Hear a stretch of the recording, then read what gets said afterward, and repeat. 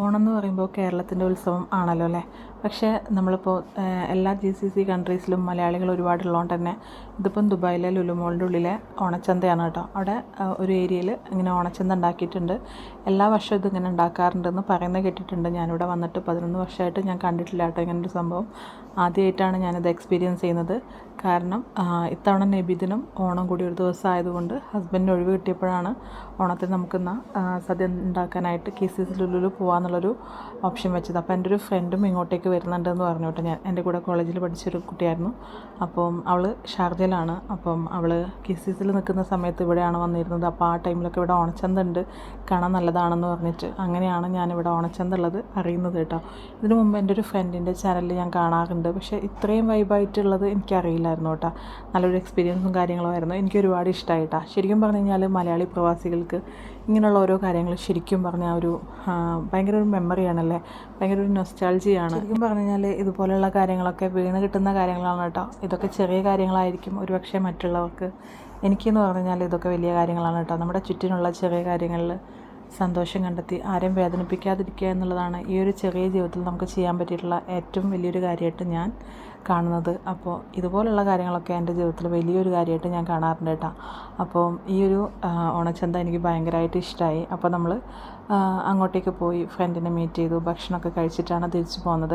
പക്ഷേ നമ്മൾ എത്തുമ്പോൾ ഏകദേശം ഒരു 8 മണി ആയിട്ടുണ്ടായിരുന്നുള്ളൂ കേട്ടോ. പക്ഷേ അന്നേരം ഇവിടെ തിരക്കുണ്ടായിരുന്നില്ല. ഞാനപ്പം ചുമ്മാ വീഡിയോസൊക്കെ എടുത്ത് അങ്ങനെ നിന്നു. ഏകദേശം ഒരു 8:45 ആയപ്പോഴാണ് എൻ്റെ ഫ്രണ്ട് വന്നത്. 9:15 ആയപ്പോഴാണ് ഹസ്ബൻഡ് വന്നത്. ആൾ ഓഫീസ് വിട്ടിട്ട് അങ്ങനെ ഇങ്ങോട്ടേക്ക് വരുമായിരുന്നു. നമ്മളങ്ങനെ മെട്രോയിലാണ് വന്നത് കേട്ടോ. അപ്പോൾ അതുവരെ ഞാൻ വീഡിയോ ഒക്കെ എടുത്തു, സാധനങ്ങളൊന്നും വാങ്ങാൻ നിന്നില്ല കേട്ടോ. വന്നിട്ട് ഹസ്ബൻഡ് വന്നിട്ട് ആളോടും കൂടി ചോദിച്ചിട്ട് അങ്ങനെ വാങ്ങിക്കാമെന്ന് വിചാരിച്ചു. പിന്നെ പ്രത്യേകിച്ച് എനിക്കിഷ്ടമായ കുറേ കാര്യങ്ങളെന്ന് പറഞ്ഞാൽ നാട്ടിലെ ചട്ടിയും കാര്യങ്ങളൊക്കെ ഒരുപാടുണ്ടായിരുന്നു കേട്ടോ. അപ്പോൾ ഞാൻ കുറേ നാളുകളായിട്ട് തപ്പി നടക്കുന്നുണ്ടായിരുന്നു ചട്ടികളൊക്കെ. അപ്പോൾ ഞാൻ 2 ചട്ടി എടുത്തിട്ടുണ്ട്. അപ്പം അങ്ങനെയൊക്കെ പിന്നെ വഴക്കിലൊക്കെ നാട്ടിലെ പോലെ തന്നെ ഇങ്ങനെ തൂക്കിയിട്ടിട്ടുണ്ടായിരുന്നു കേട്ടോ.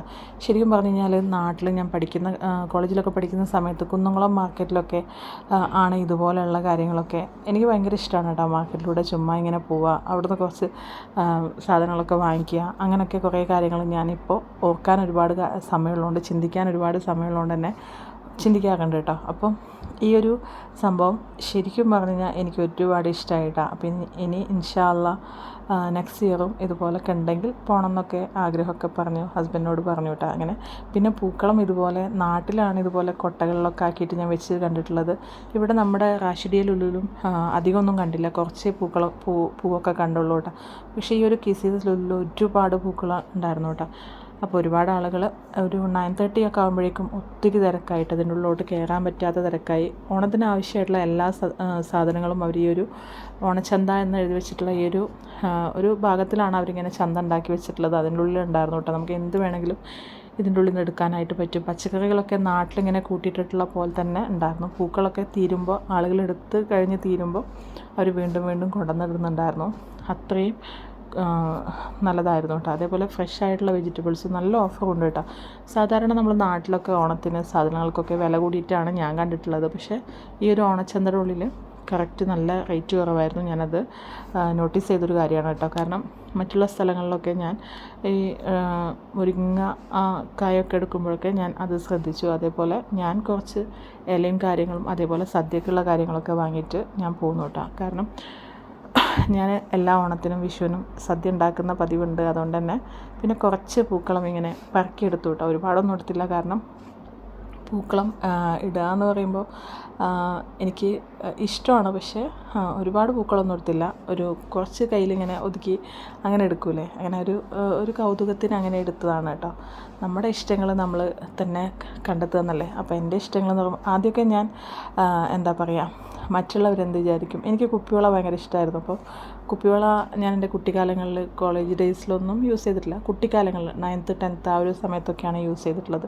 പിന്നെ എനിക്ക് ഇഷ്ടമുണ്ടായിരുന്നെങ്കിലും പിന്നെ ഞാൻ യൂസ് ചെയ്തിട്ടില്ല. പിന്നെ കല്യാണം കഴിഞ്ഞപ്പോൾ എൻ്റെ ഒരുപാട് ഫ്രണ്ട്സ് യൂസ് ചെയ്യുന്നത് കാണുമ്പോൾ ഞാൻ ആലോചിച്ചു മറ്റുള്ളവരെന്ത് വിചാരിക്കുന്നു. പക്ഷേ ഇപ്പോൾ ഞാൻ ആലോചിക്കാറുണ്ട്, നമ്മുടെ റെപ്യൂട്ടേഷനെ ബാധിക്കുന്ന കാര്യങ്ങളൊന്നും നമ്മൾ ചെയ്യുന്നില്ല എന്നുണ്ടെങ്കിൽ നമ്മളെന്തിനാണ് മറ്റുള്ളവർ എന്ത് വിചാരിക്കും എന്ന് ചിന്തിക്കുന്നതെന്ന് ആലോചിച്ചിട്ട് ഞാൻ നാട്ടിൽ നിന്ന് എൻ്റെ ഒരു ഫ്രണ്ട് വരുമ്പോൾ സിസ്റ്ററിലോ കൊടുത്തു വിട്ടിട്ടുണ്ടായിരുന്നു കേട്ടോ. അപ്പം അങ്ങനെ പിന്നെ നല്ല മാങ്ങകളും കാര്യങ്ങളൊക്കെ ഉണ്ടായിരുന്നു. അപ്പോൾ ഞാൻ കുറച്ച് അച്ചാറിടാനൊക്കെ ആയിട്ട് വാങ്ങിയിട്ടുണ്ടായിരുന്നു. കുട്ടി കുട്ടി മാങ്ങകളൊക്കെ ഉണ്ടാവില്ലേ, നമ്മൾ ഈ കടുമാങ്ങ ഇടുന്ന പോലെയുള്ള കാര്യങ്ങളൊക്കെ. അതേപോലെ ഓണത്തിനുണ്ടാവുന്ന നല്ല അച്ചാറിടുന്ന നാരങ്ങയൊക്കെ ഉണ്ടായിരുന്നു കേട്ടോ. അങ്ങനെയൊക്കെ പിന്നെ കുമ്പളങ്ങൊക്കെ ഒരുപാടുണ്ടായിരുന്നു. അപ്പോൾ എനിക്ക് കുമ്പളങ്ങ മോര് കറി ഒരുപാട് വെക്കാനായിട്ട് ഇഷ്ടമാണ്. അപ്പോൾ അങ്ങനത്തെ കുറേ കാര്യങ്ങളൊക്കെ ഞാൻ വാങ്ങിച്ചിട്ടുണ്ട്. റേറ്റ് കുറവായത് കൊണ്ട് തന്നെ ഞാൻ അത്യാവശ്യം പച്ചക്കറികളൊക്കെ വെള്ളരിക്ക, കുമ്പളങ്ങ, പിന്നെ കുറച്ച് കാര്യങ്ങളൊക്കെ വാങ്ങിയിട്ടാണ് കേട്ടോ പോകുന്നത്. പോയത് മെട്രോക്കാണെങ്കിലും തിരിച്ച് വന്നത് ടാക്സിക്കാണ്. കാരണം ഒരുപാട് സാധനങ്ങൾ വാങ്ങിയിട്ടുണ്ടായിരുന്നു. അങ്ങനെയൊക്കെ പിന്നെ എൻ്റെ ഫ്രണ്ടിനായിട്ട് കുറച്ച് നേരം സ്പെൻഡ് ചെയ്തു, ജ്യൂസൊക്കെ കുടിച്ചു. നമ്മളങ്ങനെ ഫുഡ് കഴിക്കാൻ അവൾ നിന്നില്ല കേട്ടോ. കാരണം നാളേക്ക് പോയിട്ട് ഒരുപാട് പണികളുണ്ട് എന്നൊക്കെ പറഞ്ഞിട്ട് അവരുടെ അനിയനും ഫാമിലിയൊക്കെ വരുന്നൊക്കെ പറഞ്ഞിട്ട് അവൾ അങ്ങനെ പോയി. ഞാനപ്പോൾ വീഡിയോ എടുക്കാം എന്നുള്ള ഉദ്ദേശങ്ങൾ ഇപ്പോൾ ഈ ഒരു പ്രവാസ ജീവിതത്തിൽ എൻ്റെ സന്തോഷം എന്ന് പറയുമ്പോൾ ഹസ്ബൻഡും മക്കളും അവർക്ക് ഫുഡ് ഉണ്ടാക്കി കൊടുക്കുക. അത് കഴിഞ്ഞ് കഴിഞ്ഞാൽ എൻ്റെ സന്തോഷം എന്ന് പറയുമ്പോൾ വീഡിയോ എടുക്കുക, എഡിറ്റ് ചെയ്യുക, അത് അപ്ലോഡാക്കുക. സത്യം പറഞ്ഞു കഴിഞ്ഞാൽ ഞാൻ വോയിസ് ഓവർ കൊടുക്കുമ്പോൾ ഒരു 100 വട്ടം മക്കളായിട്ടും ഹസ്ബൻഡായിട്ടും ഉള്ളിലോട്ട് വരും കേട്ടോ. അപ്പോൾ എനിക്ക് അവർ കേൾക്കുമ്പോൾ വോയിസ് ഓവർ എടുക്കാൻ ഭയങ്കര മടിയാണ്. പൊതുവേ ഞാൻ എൻ്റെ അനിയത്തിയൊക്കെ ചാനൽ കാണുമ്പോൾ ഞാൻ അവളോട് പറയും സൗണ്ടും അല്ലാണ്ട് ഒക്കെ വെക്കണ്ട, മെല്ലെ വെച്ചു. ഒരു കോൺഫിഡൻറ്റ് കുറവുണ്ട് കേട്ടോ എനിക്കിപ്പോഴും. അതായത് ഒരുപാട് സംസാരിക്കുന്ന ഞാനാണ് കേട്ടോ. പക്ഷേ എന്തുകൊണ്ടോ ഈ ഒരു യൂട്യൂബിൽ വോയിസ് ഇടുമ്പോൾ അങ്ങനെ ഒരു അതായത് പിന്നെ ഞാൻ പറഞ്ഞു തന്നെ പറഞ്ഞുകൊണ്ടിരിക്കുമ്പോൾ എൻ്റെ ഫ്രണ്ട്സ് 1-2 ആളുകൾ പറഞ്ഞു നിൻ്റെ ഫിലോസഫി കേൾക്കാൻ. ഞാൻ എപ്പോഴും പറയുന്ന പോലെ അത് പറഞ്ഞു. അതുപോലെ പെട്ടെന്ന് സ്പീഡിൽ പറയാൻ പറയുന്നു.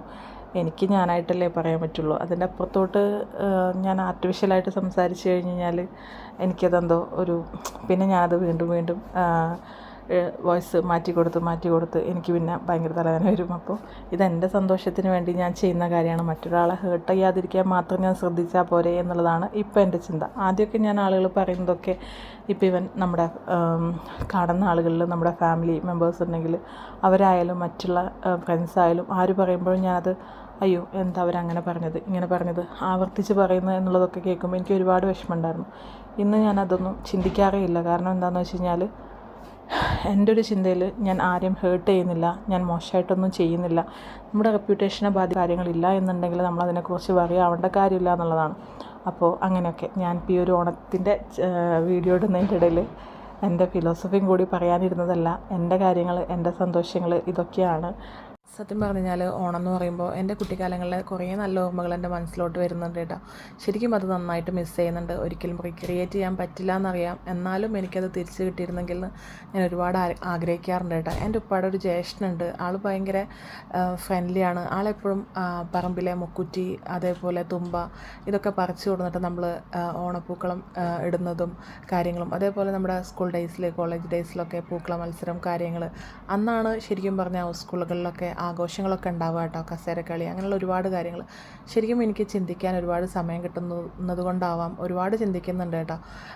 ഇതൊക്കെ ശരിക്കും ഞാൻ വീണ്ടും പറയുകയാണ്, നിങ്ങൾക്കിതൊക്കെ ചെറിയ കാര്യമായിരിക്കാം, എന്നാലും എനിക്കിതൊക്കെ എൻ്റെ ജീവിതത്തിലെ ഒരുപാട് വലിയ കാര്യങ്ങളാണ് കേട്ടോ.